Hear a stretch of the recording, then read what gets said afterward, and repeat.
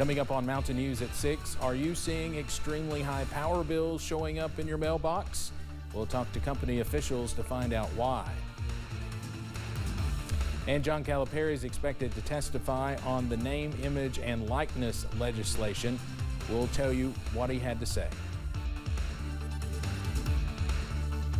A weak system could bring a couple of showers into the region tonight. I'll have the very latest coming up right now at 6.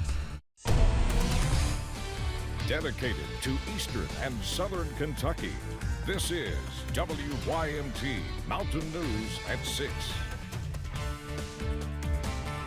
Folks across the region are seeing higher prices on their electric bills. We're hearing about it wherever we go. But one cooperative is taking a moment to explain. WYMT's Jordan Mullins spoke to officials with the Big Sandy Rural Electric Cooperative as well as East Kentucky Power Cooperative on why this is happening. For the past few months, electric bills across the region have been higher than average. This is also true for members of the Big Sandy Rural Electric Cooperative, and officials say this increase has multiple causes. Well, these bills have been high for a lot of our members due to the fact mostly because of January's usage that's reflected in these February bills. Lower temperatures lead to more kilowatt hours used on your monthly bill. But along with higher usage, fuel and market prices have jumped significantly. What we've seen in the past really 6-8 months is that natural gas prices have really shot up as demand for natural gas has gone up. Big Sandy RECC is 1/16 of the Eastern Kentucky Power Cooperative, whose goal is to provide affordable electricity to folks in the region. Our goal is to produce electricity and provide it to Big Sandy as affordably and reliably as we can. That's what we work to do every day. And we don't like to see prices jump up this much either. And Big Sandy RECC is doing all it can to help members get through these troubling times. We're not charging late fees for the month of February. And also, if you've got a power bill that you're having trouble paying and you need some help, call us. We'll be glad to stretch those payments out for a few months for you to try to help you and give you some relief with that. Helping where they can and providing reliable power to the Big Sandy region. In Paintsville, Jordan Mullins, WYMT Mountain News. Davis and Comer both say they're also not enjoying the high bills, and as Kentuckians understand the outrage. Both men said the cooperatives do their best to provide affordable electricity over making a profit.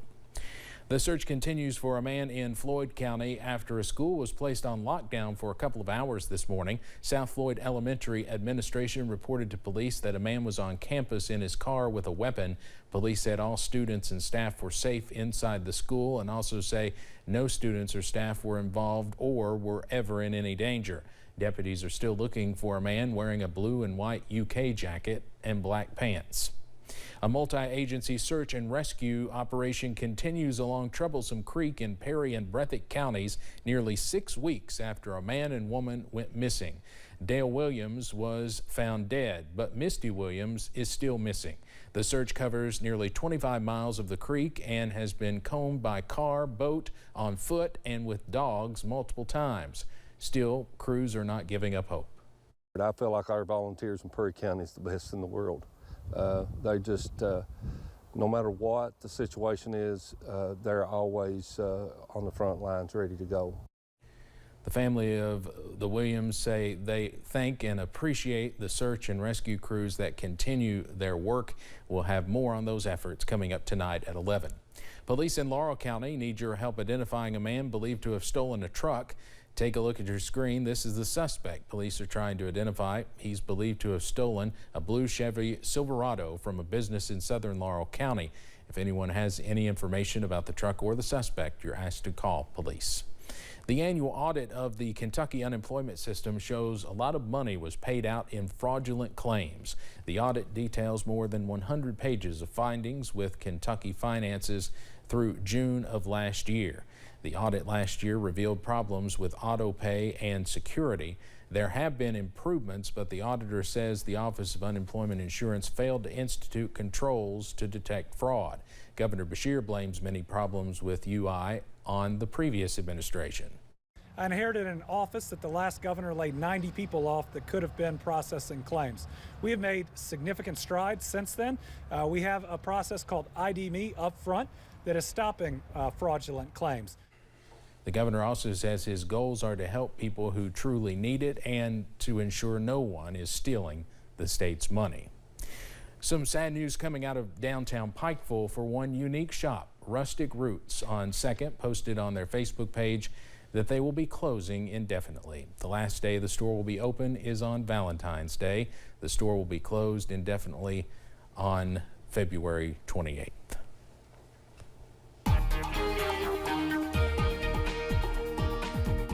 Some sunshine breaking through, some lower clouds working through the region thanks to a small disturbance bringing a couple of sprinkles to parts of the mountains. Buffalo Mountain camera here in Perry County. You see what we're talking about. A little bit of that sunshine working in. Mid-50s out there right now. We are still there as we look down the mountain here at the WYMT studios overlooking Black Gold Boulevard here in Hazard. Lights on a little early, and that's thanks to some of those clouds working in. Temperatures remaining mild, low to mid-50s even at this hour. That's well above normal where we should be this time of year. Wise is closer to where we should be for highs this time of year at 6 this evening. Watching a couple of areas of showers pushing through Big Sandy down into portions of the region, and then watching a few more showers begin to working in to our west. Mid-30s out there tonight. Those stray showers continue as we head through much of the evening with that weak system pushing through. I'll have the latest on when we could see a few more showers coming up in just a few minutes. Steve? All right, Evan, thank you. Kentucky men's basketball coach John Calipari testified in front of lawmakers this afternoon about a bill regarding name, image, and likeness rules for college athletes. In June, Governor Beshear signed an executive order allowing college student athletes in Kentucky to receive fair compensation for the use of their name, image, and likeness. This bill, Senate Bill 6, essentially extends that order with more concrete guidelines to have on the books. Coach Cal calls it model legislation that other states will look at, as should the federal government. Chad Hedrick was in the hearing this afternoon.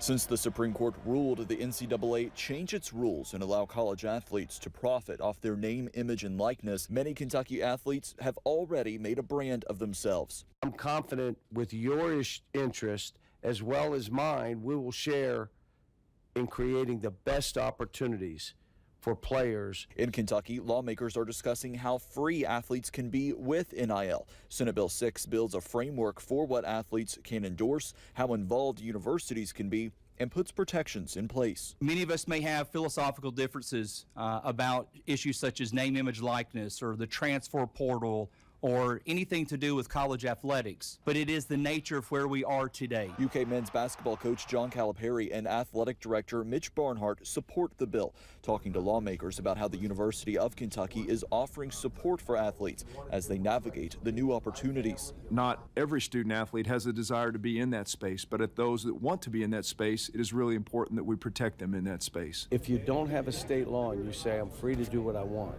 you got no protection. And the NCAA may choose to say, we're going to let that one go, but we're going to question everything about it. The bill does have limits, saying universities cannot use NIL as a recruitment tool and promise prospective athletes endorsement deals. It also has restrictions of what athletes can put their name on. We do not allow a student athlete to promote an illegal product. We do not allow student athletes to promote a product that is also not allowed by the NCAA. That was Chad Hedrick reporting. The bill passed out of committee unanimously. It now goes to the full Senate for consideration. Feeding Kentucky representatives hosted a news conference today in Frankfort. That meeting was held to shed light on removing barriers to breakfast in Kentucky schools. The organization is working with Kentucky leaders to help make sure school districts have the option to serve students breakfast during the first 15 minutes of school. Nearly 280,000 children in Kentucky miss school breakfast due to factors like long bus rides. London police are joining the effort to help feed Kentucky. They will be hosting a Pack the Cruiser event on Saturday, February 26th. It will be at the Speedway store on West Highway 192 between 11 a.m. and 1 p.m. Event coordinators ask for you to bring non-perishable food. The items will be going to God's Pantry Food Bank in London. Applications are now available for recycled tire and chrome rubber projects. The grant funding can help with things like mulch projects and walking trails that want to use recycled tires. There are some projects that are not eligible for this grant, such as athletic fields or civil engineering projects. The grants are provided by the Kentucky Division of Waste Management. Football fans across the country are gearing up for America's most watched sporting event, the Super Bowl, of course. While celebrations may look different this year due to COVID for some, police say the dangers of drunk driving remain the same. The Kentucky Transportation Cabinet's Office of Highway Safety is teaming up with the National Highway Traffic Safety Administration for a Fans Don't Let Fans Drive Drunk reminder, urging football fans to drive unimpaired and avoid a major fumble. Preliminary numbers indicate 116 people in Kentucky were killed in crashes that involved a drunk driver in 2021.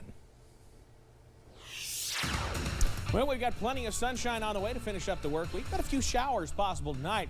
I've got the latest from Future View straight ahead. And we'll take you to Harlan County, where a special group of students are learning some important life lessons.